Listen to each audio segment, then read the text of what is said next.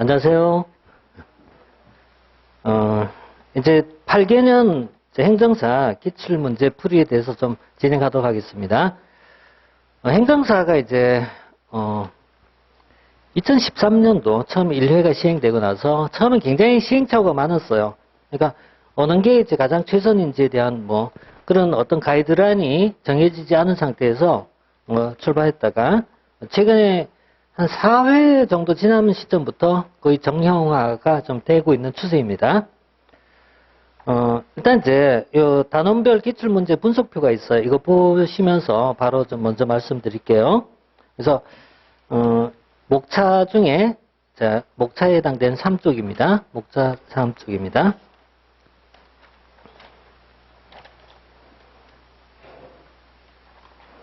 요거 하고요. 강의계획서 좀 같이 보도록 하십시오. 강의계획서 한번 잠깐 좀 읽어보고 갈게요. 네, 강의계획서 이제 보시면요. 기출문제 풀이하거나 문제 풀이할 때는 교재는 각자 교재를 가져오십시오. 왜냐하면은 교재가 있어야지 문제를 해결할 수가 있어요. 그래서 이 문제만 달랑 들고 오시면 안 돼요. 가능하면은 관련된 책을 다 들고 오십시오. 그래서 한 문제라도 해결할 수 있는 건 그때 해결해야 돼요. 다음에 이렇게 하지 마시고 그 자리에서 해결해야 됩니다. 그래서 관련된 책 좀 더 가져오시고 저하고 같이 계속 공부하셨으면 뭐 상관없어요. 요약집을 하셔도 되고 또는 기본서를 가지고 하셔도 되고 어느 쪽에도 상관없으니까 책 같이 좀 준비하시고 그 다음에 이제 수업 진행할 때 1편부터 7편까지 쭉 이렇게 순서대로 가는 것이 아니고요. 가장 출제가 많았던 영역부터 보겠습니다. 행정사는 이제 4회까지가 사지선다였죠. 그리고 5회부터 8회까지 이제 오지선다로 바뀌면서 좀 8회 시행이 됐잖아요. 그래서 문항수를 보면 전부 다가 180문제가 출제가 됐어요. 그럼 180문제가 출제가 됐으면은 다는 아니지만은 중요한 내용은 거의 나왔다라고 보시면 돼요. 거의 나왔다. 물론 일부 빠진 건 있어요. 그렇지만은 거의 중요한 파트는 언급은 했다 이렇게 보시면 돼요. 그래서 그럼 이제 현재는 과거의 어떤 이제 출제 경향을 가지고 봤을 때는 어느 파트에서 얼마큼 나왔으니까 다음에 어떻게 나올 것이다. 사실 제일 중요한 건 예측력이잖아요. 지금 여기서 우리 공부한 이유는 예측력이잖아요. 예측력이란 거는 8회 시험 중에서 8번 이상 나왔으면 이건 100% 나온 거잖아요. 그죠? 그래서 이 문항수가 적어도 한 7번 이상 나온 파트는 무조건 A급이라고 보시면 됩니다. 그럼 이제 중요한 것부터 먼저 볼게요. 중요한 가장 많이 나온 파트. 가장 많이 나온 파트를 보시면 되는데 요 다음 페이지 보실까요? 강의계획서 다음 페이지 보시면은 통제론이 8문항이 나왔어요. 근데 행정통제가 8문장이 나왔지만은 비중은 줄고 있는 추세입니다. 그러니까 1회나 2회 때는 이게 중요한 내용이에요. 그렇지만 뒤로 갈수록 어때요? 비중이 이게 점점 감소하는 영역이에요. 감소한다고 해서 안 나온다는 얘기는 아니지만은 비중이 줄고 있는 건 사실입니다. 그런데 왜 통제를 먼저 언급했냐면 이게 공부하기 쉽거든요. 정리하기 제일 쉬워요, 이게. 정리하기 쉽기 때문에 통제론에서 좀 이제 좀 워밍업 정도 개념을 좀 들어갈게요. 그 다음에 두 번째가요. 전자정부 파트가 굉장히 많이 출제가 됐었어요. 전자정부가 많이 나온 이유는 뭐 제 혼자 좀 추측하건데 2차하고 연계성이 조금 있지 않나 라는 생각입니다. 그래서 2차하고 연계성이라는 사무관리론이죠. 이 파트하고 관련이 있기 때문에 나오지 않았을까라고 생각하고 역시 어렵지 않은 영역입니다. 그 다음에 이제 정책결정 이론이 나와 있는데 이 파트가 조금 난이도가 있습니다. 중급 정도 난이도예요. 아주 어렵지는 않지만은 정책결정 이론은 좀 공부를 하실 때 핵심적 용어를 좀 탁탁 좀 기억하셔야 돼요. 그래서 정책결정 이론이 거의 매번 나왔고요. 그 다음에 이 지방재정입니다. 이 지방재정이란 파트는 기본 강의를 들으셨어도 한 번 듣고는 이해가 안 되는 영역입니다. 2번 들어도 아리송합니다, 이게. 그래서 이거는 자꾸 풀어보셔야 돼요. 풀어보시면서 잡아가셔야 돼요. 그래서 지방재정은 뭐 어쨌든 시간이 많이 걸리더라도 일단 정면 돌파할 테니까 만약에 이걸 순서대로 공부하면요. 지방재정은 또 놓칩니다. 어쩔 수 없습니다. 1편은 열심히 공부하고요. 뒤쪽에 가면요. 시간 관계상 이렇게 넘어갈 수밖에 없어요. 그래서 지방재정은 좀 더 좀 팔 생각입니다. 그리고 밑에 뭐 행정 이념이라든가 예산 종류라든가 이런 파트가 이제 뭐 비교적 한 7문제, 4개 정도 나왔고요. 그다음 행정이론은 15문항 이렇게 나와 있잖아요. 행정이론은 이게 이 테마를 잡기가 넓어서 제가 포괄적으로 얘기한 거예요. 포괄적으로 얘기한 거기 때문에 실제 테마로 얘기할 때는 한 3개나 4개 정도가 들어갑니다. 그래서 15문항이지만 쪼개면은 한 3개씩 이렇게 나눠볼 수 있어요. 그래서, 이거는 이제 여기서부터는 순서대로 들어갈 겁니다. 그래서, 한 6번째까지는 이렇게 좀 진행할 거고요. 그 다음에 7번째 해당된 내용부터는 그냥 순차적으로 나머지 내용들 정리해 나가겠다. 이렇게 보시면 되겠습니다. 기출문제 풀이는 우리가 수업의 전체적인 프로그램에서 얘기할 때는 거의 마지막 단계에서 지금 하는 거예요. 그러니까 우리가 공부라는 거는 이제 기본적으로 제가 이런 그림을 많이 그려요. 이게 이른바 다이아몬드식 학습이라는 거예요. 그러니까 입문하는 단계에서 너무 많은 공부를 해버리면은요, 지쳐버려요. 그리고 내용 파악도 어려워요. 그래서 입문할 때는 내용을 아주 조금만 공부하시는 게 맞거든요. 그렇지만 그 이후부터 확장기가 필요해요. 그 확장기 가장 전성, 사실 이게 뒤 좀 짧아지는데, 이 정도에서 이렇게 줄어가는데요. 여기에 해당되는 게 문제풀이입니다.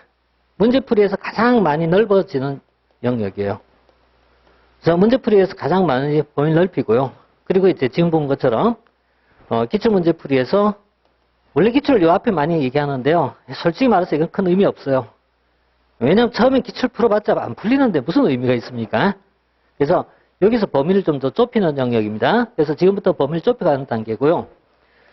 요거 끝나고 난 뒤에, 요거 끝나고 난 다음에 1일 특강 할 거예요. 6시간 정도 1일 특강 할 텐데, 원데이 특강이라고 돼 있을 겁니다.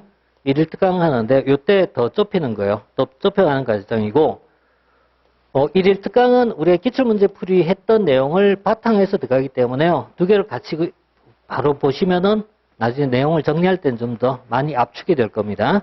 그래서 이렇게 해갖고요. 우리가 전체적 공부고요. 나머지 요 부분은요. 시험치기 한 주 전에 직접 하셔야 됩니다. 이건 제가 할 수 없는 부분이에요. 그래서 제가 도와드릴 수 있는 건 여기까지입니다. 여기까지 도움드리고, 그 다음에 이거 끝나고 난 다음에 아마 이제, 동영 모의고사라고 있어요. 근데 그 동영 모의고사는 자기 풀어보는 거기 때문에요. 실전 감각 세운 거기 때문에 이거하고는 좀 정규 커리하고는 좀 다른 성격입니다. 그래서 기본적인 정규 과정에서 이렇게 단계별로 좀 보신다. 이렇게 보시고, 마지막에 내용을 줄이지 못하면은 시험장에 가면 굉장히 낭패를 당해요. 왜냐하면은 공부하다가 뒤에 가면은 할 거는 이만큼 하는데 시간 없으니까 계속 손이 자리를 잡지 못하고 허둥대둥 되다가 이것저것 만지다가 결국 하나 제대로 못 보고 가는 것이 일반적인 패턴이에요. 누구나 다 그래요. 그래서 그런 면에서는 제가 좀 제한한다. 범위를 좀 줄여준다. 이렇게 보시면 되겠습니다. 자, 이렇게 좀 보시고요. 그러면 이제 바로 이제 좀 본론 들어갈게요. 우리가 본론 들어가면은 이제 첫 번째 주제가 통제라고 얘기했는데요. 통제에 해당되는 파트 요 문항수 표시 나왔으니까요. 이거 보시면 되겠습니다. 143번부터죠. 자, 143번이 네, 78페이지입니다. 78페이지. 자, 78페이지 보면 환류라고 돼 있어요. 환류 파트에서는 행정 책임과 통제, 그 다음에 행정개혁, 보통 요 세 파트를 환류라고 표현합니다. 문항은 앞에 보시다시피 8문항 정도 나왔고, 또 최근에 와서 미진이 좀 줄고 있다라고 얘기했는데, 이 환류라는 말을 이제 영어로 쓰면 피드백이에요. 피드백을 다시 우리말로 바꾸면 시정조치라 부르기도 해요. 그러니까 행정이라는 것은 하나의 순환이 있고 난 다음에는 이 피드백을 받아야 돼요. 피드백을 받고 나서 다시 되돌아가는데 이걸 넓게 보는 거예요. 넓게 보는 것이고요. 그래서 여기서는 이제 행정 책임과 통제가 있는데요.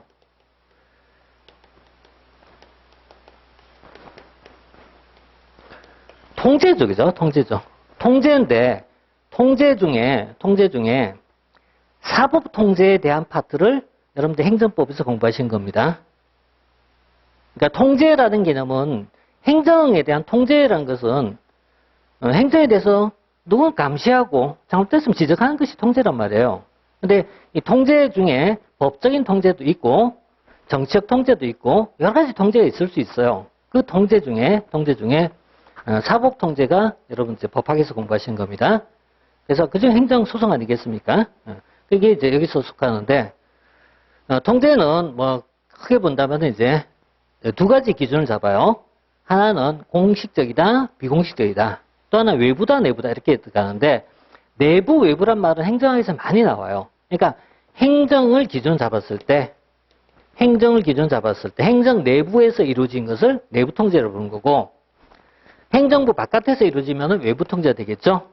그래서 행정부 내부에서 이루어지니까 이런 거 우리가 자체 통제를 해도 되고 자율 통제를 해도 돼요. 바깥에서 하면은 타율 통제로 부르기도 해요. 타율 통제 이렇게 부르기도 하는데, 사실 이제 이런 부분은 비단 행정만 해당되지는 않아요. 학교에서 학생에 대해서 비리가 있었을 때 학교 내부에서 학칙에 의하여 학생을 통제할 수 있겠죠. 그럼 이게 외부예요, 내부예요? 내부 통제입니다. 내부 통제입니다. 하지만 학교 바깥에서 하면 이거 외부 통제된 거 똑같은 맥락인 거예요. 그래서 내부에서 한다 해서 내부 통제, 자체 통제되는 거예요. 자체 통제. 바깥에서 한다, 외부 통제, 타율 통제되는 거죠. 그 다음에 두 번째 통제 기간이 공식화된, 제도화된 것이냐 아니냐의 차이점이에요. 그래서 이것을 기준으로 해갖고 우리는 통제를 다시 이제 정리하면은 외부 통제와 내부 통제로 나눠지고, 외부 통제라고 얘기하면은 바깥에서 한다. 그래서 타율 통제라고 부르기도 하고요. 내부 통제는 자체적으로 한다. 그래서 이걸 자율 통제라고 부를 수도 있습니다. 그래서 자체 통제, 자율 통제 이렇게 해서 좋습니다. 그 다음에 외부 통제라 하더라도요, 제도화된 기관인가 아닌가. 자, 우리 행정학에 많이 나오는 표현이 공식적이란 말 써요. 공식적. 공식 반대는 비공식이겠죠. 이 말은 다른 말씀 제도화된 이런 거예요. 제도화된. 공식적, 제도적 똑같은 말이에요. 공식적, 제도적 이렇게 돼요. 공식화된, 제도화된 것이 뭐냐면 국가기관이나 이런 걸 얘기합니다. 국가기관. 그래서 이걸 기관이라 해도 됩니다. 기관. 똑같은 표현입니다. 이 파트를 어디서 공부했냐면은 2편에 보면은 정책의 참여자라고 있어요. 2편의 정책의 참여자에 보면은 공식적 참여자와 비공식적 참여자가 있어. 이걸 그대로 원형하시면 돼요. 그러니까 한번 다시 볼게요. 정책을 공부하면요, 공식 참여자가 있죠. 두 번째, 비공식 참여자가 있죠. 공식 참여자는 누굴 지칭할까요? 네, 정부만입니다. 그죠? 얘는 누굴 지칭한다? 정부만입니다. 만을 얘기합니다. 비공식 참여자는요, 정부 이외. 정부 아닌 것입니다. 그래서 공식 참여자에 속한 것이요, 입법부, 행정부, 사법부 다 포함됩니다. 입법부, 국회, 행정부, 정부, 사법부, 법원, 헌법재판소 다 뭐예요? 공식 참여자예요. 근데 이걸 제외하면 다 뭐예요? 비공식입니다. 비공식이 뭐이냐라는 건요, 정책학에서는 이익집단이 중요합니다. 정책학에서는 이익집단이 중요하고, 사회적 측면에서 얘기할 때는 시민단체가 중요합니다. 또는요, 뭐 여론이나 언론이나 이런 거 다 여기에 들어가겠죠. 비공식 참여자. 국민은 어디 속할까요? 국민. 시민이 국민이죠. 그러니까 국민도 여기 들어가겠죠. 요 내용을 여기서 그대로 쓰면 되거든요. 똑같이 쓰면 돼요. 그럼 정책은 얘가 만들어요, 얘가 만들어요? 얘가 만든 게 정책이죠? 그런데 얘 혼자만 만들어요? 아니죠? 얘도 참여가 필요하겠죠? 그래서 두 개의 관계를 우리는 네트워크라고 부릅니다. 정책 네트워크란 말은 공식, 비공식 참여자의 관계를 설명한 것이에요. 실제 우리 사회는 어느 한쪽만 하면 어때요? 그거는 독재죠. 그래서 두 개 같이 연결됩니다. 그걸 정책 네트워크라고 부르죠. 네트워크. 자, 이거는 이제 정책학 얘기하는데요. 제가 왜 이런 얘기하면은 행정학을 공부하면서 단원별로 생각을 머무르지 말고 여러 파트를 이렇게 연결하면서 하다 보면 시각이 좀 더 넓어져요. 행정법도 잘 알려면은 결국 구제 파트를 잘해야 되거든요. 그걸 알아야 행정회의로 다시 되돌아가고 이해하는 데 도움이 되거든요. 같은 맥락이에요. 자, 다시 볼게요. 공식이 있어요. 그럼 외부 공식이라면은 이제 뭐가 될까요? 저쪽에 있는 겁니다. 행정부 빼고 나머지 다 됩니다. 그래서 여기에 속한 것이요. 입법부도 되겠고, 사법부도 되겠죠. 입법부도 되겠고, 사법부도 되겠죠. 그 다음에 비공식은요. 저쪽에 있는 거 비공식 그대로 다 가져오시면 돼요. 그대로 다 가져오시면 돼요. 근데 이 중에서 국민이 할 수 있는 게 뭐죠? 국민이 할 수 있는 건요. 어제 뭐 있죠? 선거. 선거 행위를 투표로 하죠. 그래서 국민이 할 수 있는 선거. 또는요, 여론이라든지, 언론이라든지, 그리고 시민단체, 정당도 포함되죠. 정당. 여기까지 비공식 참여자가 되겠죠. 그 다음에 내부 공식, 비공식이 있는데, 공식은 앞에 본 것처럼요, 입법부, 행정부, 사법부예요. 그러니까 여기서 말하는 공식이란 말은 행정부, 행정조직을 얘기한 겁니다. 행정부를 얘기합니다. 행정부니까요. 행정부의 수장은 대통령. 뿐만 아니라 행정부의 각급 기관, 행정기관, 감사원은 어디 소속이다? 대통령 소속. 감사원. 이렇게 들어가겠죠. 그 다음에 비공식 통제면요. 공직윤리입니다. 공직윤리. 대표 관료제. 이 대표 관료제가 좀 어려워요. 이게 왜 여기냐, 이렇게. 이게 왜 여기여야 하느냐. 이게 좀 어려워요. 대표 관료제. 자, 이 대표 관료제가 있어요. 자, 이렇게 이제 보시고요. 그러면 통제의 방향성을 얘기할 때요. 과거에는 통제가 뭐 통제 중심이었다? 공식 통제, 외부 공식 통제 중심이었어요. 그래서 과거에는 외부 통제 중심, 더 정확하게는 외부 공식 통제 중심이었어요. 외부 통제 중심이었으나 최근에 오면서요. 통제라는 게 외부에서 통제하다 보니까 한계점에 도달해요. 한계점. 외부에서 통제하다 보니 한계점이 있어요. 그래서 내부 통제로 이행하게 되었다라고 하죠.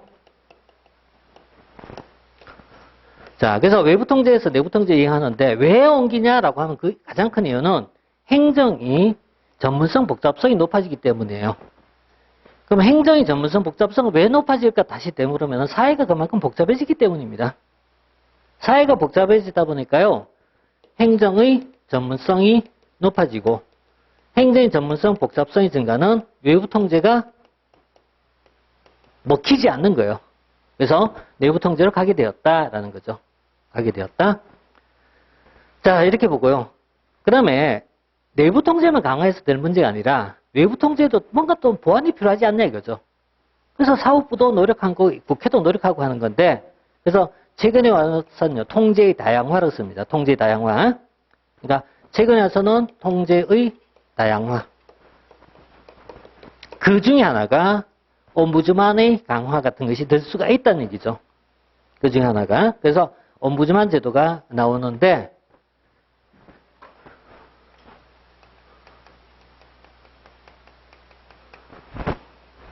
행정사의 본질은 좋은 의미로 쓰면 국민의 권익구제입니다. 그렇잖아요. 행정사의 본질은 국민의 권익구제잖아요. 물론 부당한 권력 침해라고 얘기하기는 어려울 수 있지만은 최대한 국민의 권익을 찾고자 하는 데 있잖아요. 그 매개적 역할을 하잖아요. 그럼 행정사는 공익적 기능이 있나요? 없나요? 있죠. 그죠? 공익적 기능이 있죠. 따라서 모든 행정사에게는 1년에 한 300만 원씩 지원하면 어떨까요? 갑자기 허경영 느낌이 좀 드네요. 자, 근데 사실 공익적 기능이 있다고 생각해요. 진짜. 그래서 시간이 지나면 점점점 많아질 거예요. 영역이. 당연히. 그리고 행안부는 그 사실을 모르진 않을 거예요. 그래서 결국은 행정사를 거쳐야만 되는 업무를 늘려갈 겁니다. 어떤 형태든 간에. 그래야 이제 먹거리가 많아지겠죠. 그건 뭐 당연한 추세예요. 자, 그래서 오늘 나와서 행정의 전문성, 복잡성이 증가는 내부 통제의 강화와 함께 또 다른 형태로서 옴부즈만 같은 것이 확대되었다. 그래서 시험은 이게 제일 많이 나올 수밖에 없습니다. 얘가.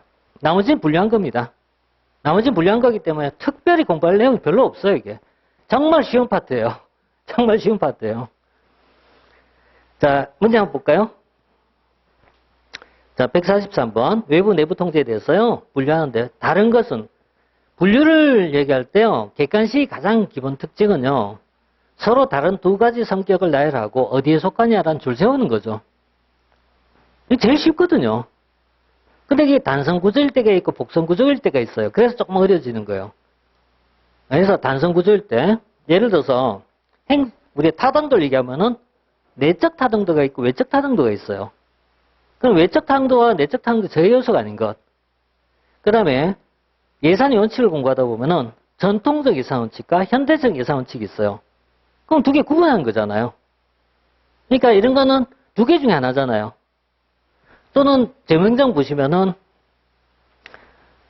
재정통제와 신축성 유지 방안이 있어요.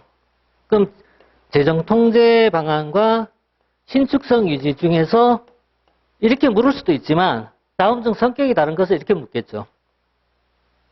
그럼 성격이 다른 것을 묻기 전에 뭐부터 떠올라야 되죠? 아니, 이거부터 떠올라야 하잖아요. 성격이 다른 것을 떠오르죠. 그래서 기본이 늘 중요한 거고, 두 번째는 기본 하에서 요령이 좀 필요한 거죠. 그럼 이 두 개 중에 두 개 다 기억하면 어떻게 되죠? 헷갈리잖아요. 그러니까 한쪽을 정확하게 기억하는 게 좋단 말이잖아요. 똑같은 맥락이 예산의 원칙입니다. 많이 나오거든요. 전통적 예산 원칙, 현대 예산 원칙. 이렇게 분류하는 거예요. 이런 구조가 어디나 다 적용이 돼요. 여기도 쉬워요, 그래서. 근데 이게 어려운 파트가요. 정책결정이론 같은 거예요. 정책결정이론 두 가지만 가지고 부르는 게 아니고 여러 개가 나오니까. 여러 개가 나오니까. 그래서 좀 어려울 수 있는 겁니다. 자, 지금은 뭐 그냥 바로 넘어가도 좋습니다. 사법, 시민단체, 선거권, 주민참여, 뭐 다 외부 통제잖아요. 외부 통제고, 감사원은 내부 통제겠죠. 감사원. 우리 정부 조직을 물을 때요. 감사원, 권익위원회, 많이 묻는 정부 조직입니다. 감사원과 국민권익위원회. 그 다음에 이제 가끔씩 이제, 헷갈리는 것이 이제 나올 수 있는데요. 소속을 물을 때가 있고, 그 다음에 헌법기관이 아니냐 이거 물을 때가 있어요. 감사원은 어디 소속이죠? 대통령 소속이죠. 그 다음에 법적 지위는 헌법기관이죠. 권익위원회 누구 소속이죠? 국무총리 소속이죠. 그 다음에 법률상 기관이죠. 그죠? 이런 게 약간 차이가 나죠. 이거하고 그 다음부터 헷갈린 게요. 독립규제위원회라고 있어요. 독립규제위원회. 독립규제위원회 어디 소속이죠? 소속이 없습니다. 그래서 독립이죠. 이런 거는 소속이 있는 게 아니거든요. 독립하여 이렇게 된 거예요. 독립하여. 그러니까 대통령부터도 독립하여 이렇게 되잖아요. 그래서 이런 것이 이제 조직할 때 가끔씩 헷갈려요. 가끔씩 헷갈려요. 자, 감사원은 대통령 소속으로서 헌법기관입니다. 헌법기관. 자, 그래서 바로 보시면 되겠고요. 그 다음에 자 44번 내부 통제입니다. 옳은 것은 국민, 이익집단, 사법부, 감사원, 입법부. 이것도 쉽잖아요. 감사원이죠? 감사원이고. 그 다음 45번 공식적 수단에 의한 통제가 아닌 것은 제가 기출문제 집은 이렇게 해설 오른쪽에 붙였어요. 공부하실 때는 어떻게 보셔야 되죠? 이런 거 접어갖고 이렇게 가려놓고 보셔요. 이런 중 있잖아요. 이렇게 딱 반 접어갖고 딱 붙여놓고 보시라는 얘기예요. 낙서하셔도 돼요. 빈종에다가. 자, 공식 통제입니다. 계층제, 입법부, 공익, 사법부, 공무조정실. 약간 좀 다른 핀트를 물었지, 그죠? 이번에는 외부 내부가 아니라 공식이냐 비공식이냐 이거잖아요. 공식이냐 비공식이냐. 여기죠. 비공식. 공직윤리, 행정이념 이런 것들입니다. 행정이념 들어가도 돼요. 행정이념, 공익 이런 것들 비공식입니다. 그래서 행정윤리, 공직윤리 이런 것들 다 포함되겠죠. 자, 그다음에 이제 자 146번은요. 내부적 행정 통제에 해당하지 않는 것은 의회 옴부즈만에 의한 통제. 최근에는 옴부즈만을 물을 때요. 옴부즈만 물을 때 권익위원회만 머릿속에 들지 말고요. 옴부즈만을 물을 때요.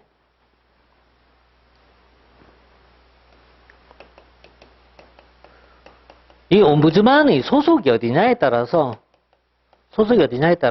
의회 소속과 행정부 소속 이렇게 두 가지로 분류하기도 합니다. 이렇게 나눠서 보기도 합니다.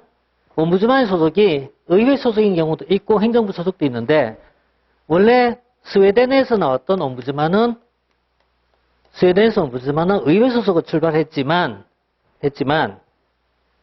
국가에 따라서 행정부 소속을 두고 있는 경우도 많다 이런 얘기죠. 그래서 우리나라의 경우에는 한국은 여기에 속하잖아요. 한국은 행정부 소속이 되겠죠. 그러니까 한국은 우리나라의 권익위원회는 행정부 소속이 되겠고요. 그래서 통제를 물을 때는 달라지는 거예요. 의회 소속일 때는 외부 통제가 되겠지만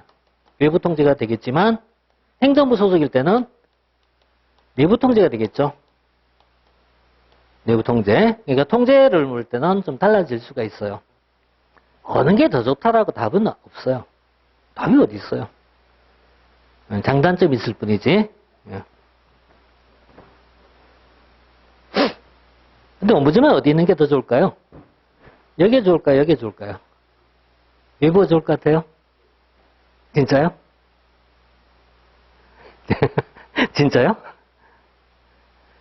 외부에서 하면은 공정성이나 객관성이 있는 건 분명한 사실이에요.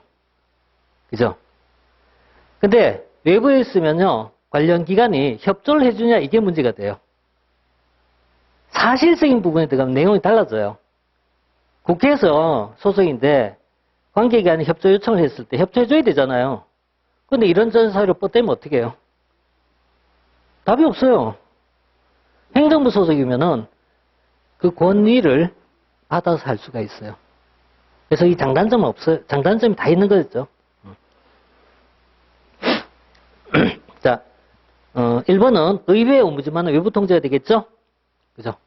네. 그 다음에 계층제, 감사원, 청와대, 중앙부처, 기타 있습니다. 네, 이렇게 보시고요. 자, 그 다음에 47번 옴부즈만에 대해서 옳지 않은 것은, 자, 옴부즈만입니다. 문제 해결을 위한 처리 과정에 시간이 많이 걸린다. 옴부즈만이 이제 나오게 된 이유는요, 간편함 때문에 나온 거예요. 간편함. 그리고 적은 비용, 간편함, 시간, 이런 것 때문에 나온 거죠.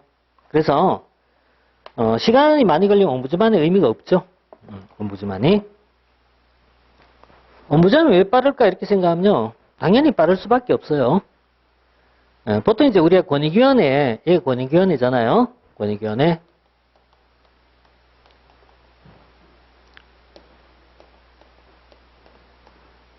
권익위원회 제일 많은 게 비리 같은 거, 투서 같은 거 많아요. 보통 우리가 투서하면 어디 하냐 하면 옛날에 제일 많이 하는 데가 청와대 투서라지기죠. 투서. 청와대는 별로 크게 도움을 못 줘요. 여기 해야 됩니다. 감사원 해도 되긴 하는데요. 감사원보다 이쪽이 훨씬 좋습니다. 그러면 권익위원회에서는 이걸 어때요? 관련된 기관에게 이첩한단 말이에요. 관련된 기관 이첩하고요. 관련된 기관은 여기에 대해서 그 결과를 가지고 다시 통보하게 돼 있단 말이에요. 이렇게 프로세스가. 이 법적으로 정해진 거란 말이죠. 그러니까 무조건 하게 돼 있습니다. 그래서 보통 학교 재단 비리 같은 거 많이 투서합니다. 그러면 권익위원은 누구예요? 교육부에 대해서 다시 사건을 이첩하는 거죠. 그럼 교육부에서 다시 이걸 조사해갖고 결과를 다시 보내는 거죠. 돈 안 들어가요. 근데 우리가 소송을 제기하려면 돈 엄청나게 들어갑니다. 그러니까 항상 비교 대상은 뭐냐면은 사법부 소송하고 비교하시면 돼요. 그래서 소송에 비해서 굉장히 빠르다 이런 얘기죠. 자, 그 다음에 행정권의 남용이나 부당행위로 인해서 권리 침해됐을 때 구제한 것이다. 그죠? 원래 권리 침해의 가장 최후의 보루는 사법부예요. 근데 사법부는 시간과 돈이 너무 들어가요. 간편하죠. 그 다음에 시민이 고발에 의해서 활동을 하기도 하지만 자기 직권 조사 활동을 하기도 한다. 참고로 우리나라에는 직권조사가 있다 없다? 없어요. 이거는 옴부즈만 일반적 제도를 묻는 거예요.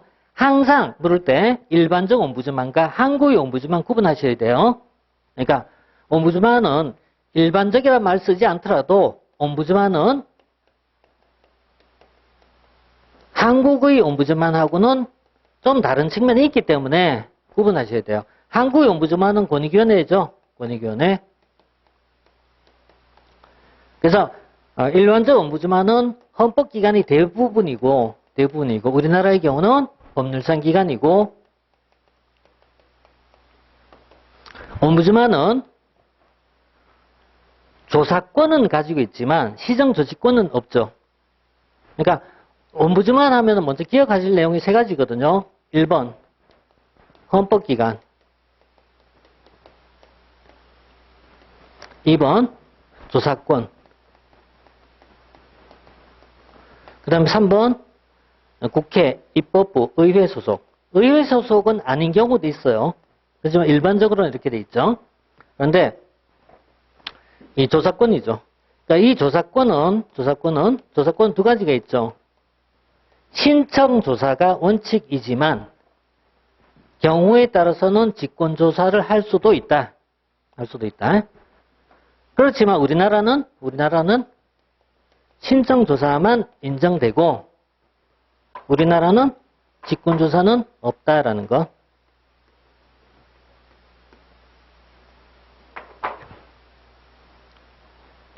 대체로 소송을 제기할 때는 신청해서 하는 것이 원칙입니다. 민사소송 같은 경우에는 당사자가 청구하지 않은 것은 안 합니다. 그렇지만 행정소송에는 직권심리라는 게 있죠. 이게 직권입니다. 직권. 자, 그래서 여기서 3번 지문은요, 일반적 옴부즈만을 생각하시면 돼요. 일반적 옴부즈만. 자, 그 다음에 우리나라의 권익위원회가 있고요. 스웨덴에서 시행된 이후에 여러 나라에서 쓰고 있다. 좋아요. 다음 48번. 옴부즈만에 대해서 옳지 않은 것은 국민의 이익을 보호한 취지에서 1809년 스웨덴입니다. 스웨덴 체크하시고요. 서구의 제도를 물을 때 스웨덴이 아닌 것이라고 나오면은 99% 틀립니다. 옴부즈만뿐만 아니라 다른 제도도. 그래서 스웨덴이 제일 많이 나와요. 그 다음에 두 번째, 필요한 사항을 조사하여 결과를 알려주고 언론을 통해 공표하기도 한다. 옴부즈만은 기능적으로 자율적이며 입법부와 행정부로부터 독립되어 있다. 그렇죠? 독립적 지위를 가진 사람이 조사를 하여 시정 촉구하거나 건의함으로써 권리를 구제한다.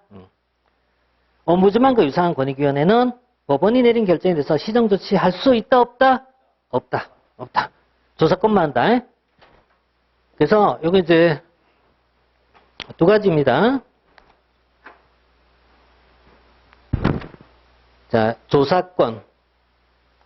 직접 통제와 간접 통제가 있는데 직접 통제할 수 있다는 말은 시정 조치를 할 수 있다. 이건 행정학적 표현이에요. 이건 행정학적 표현이고 법학적 표현을 바꿨으면은 취소, 정지, 철회 이런 말로 바뀌어지는 겁니다.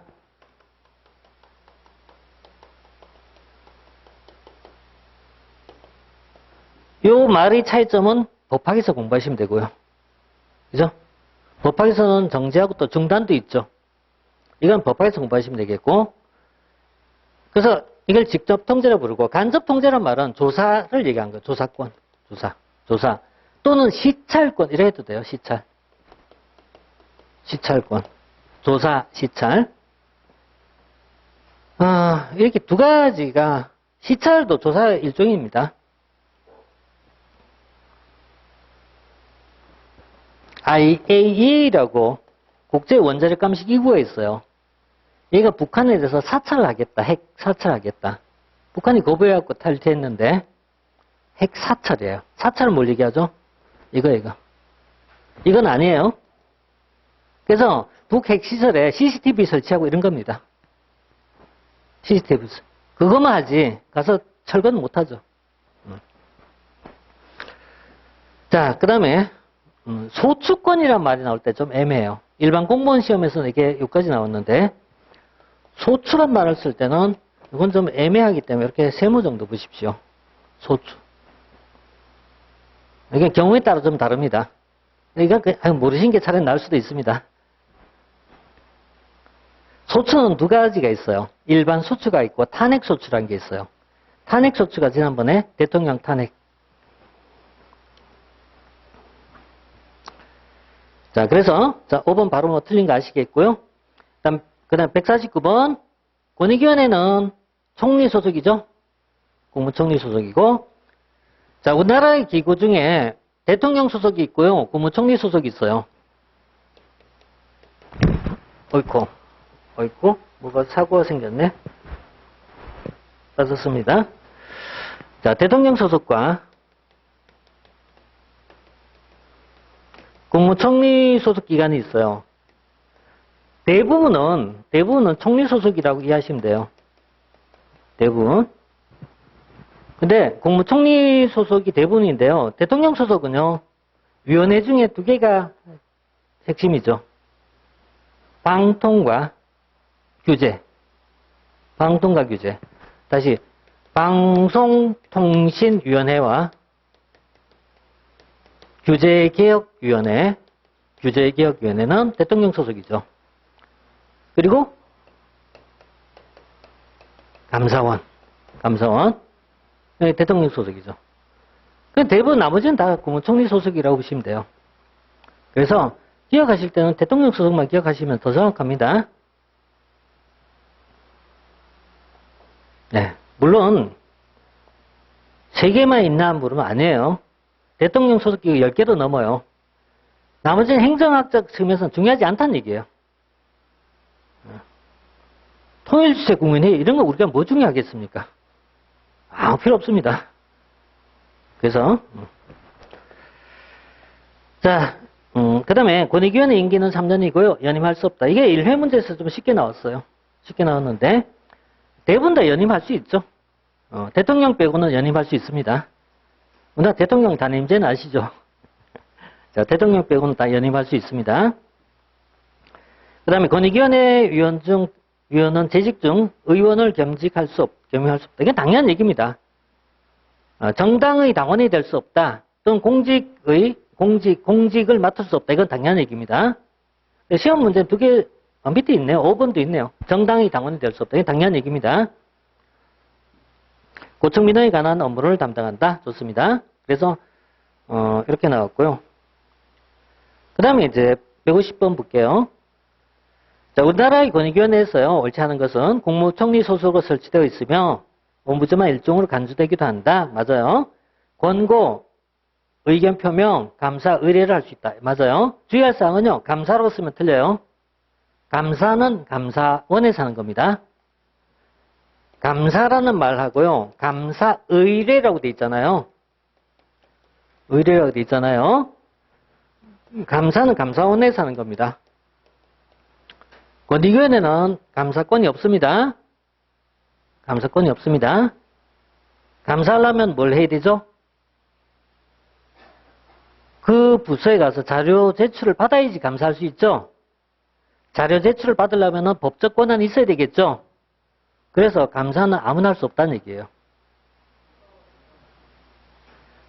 조사와 감사의 차이는 국회에서 하는 일정에서 차이가 있어요.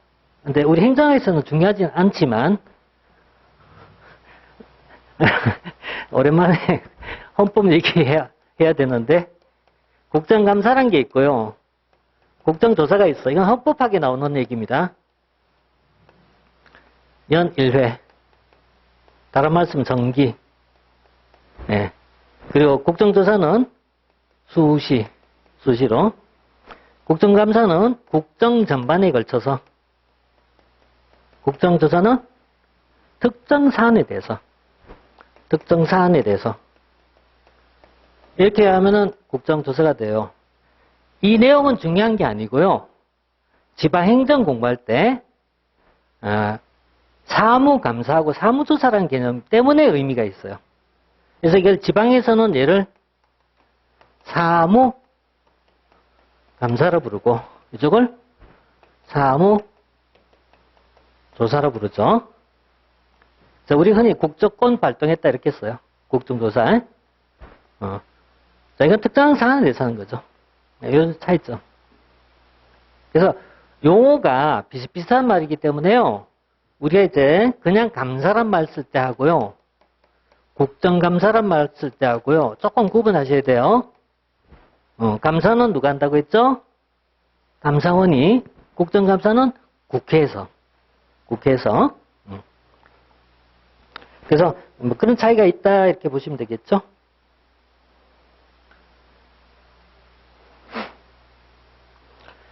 자, 그 다음에 150번은 감사의뢰란 말 썼고요.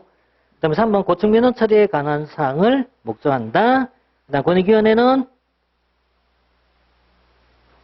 4번에 이상한 표현 썼네요. 시민고충처리위원회를 직속기한을 두고 있다고 되어 있는데요. 이건 전혀 달라요.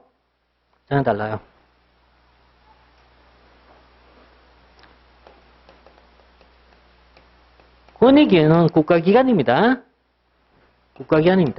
지방자치단체는요,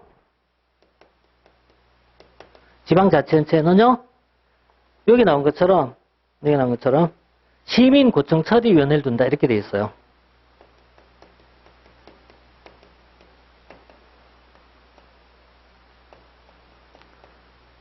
근데 이제 조금 달리 쓸 걸 그랬나요?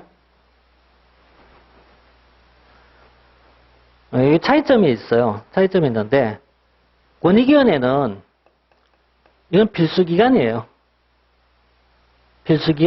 이쪽은요 임의기관이에요.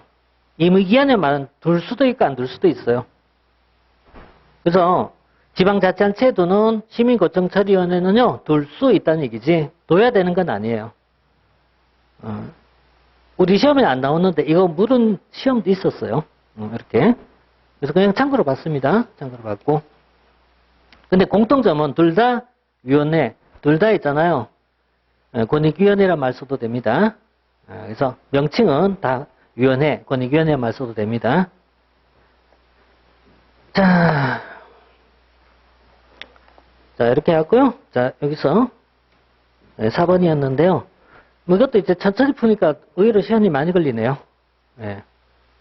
어쨌든 좀 가능하면 좀 풀어서 할게요. 가능하면 풀어하고 또 관련된 파트 있으면 좀 더 언급하는 방식으로 가도록 하겠습니다. 네, 잠깐 쉬었다 할게요.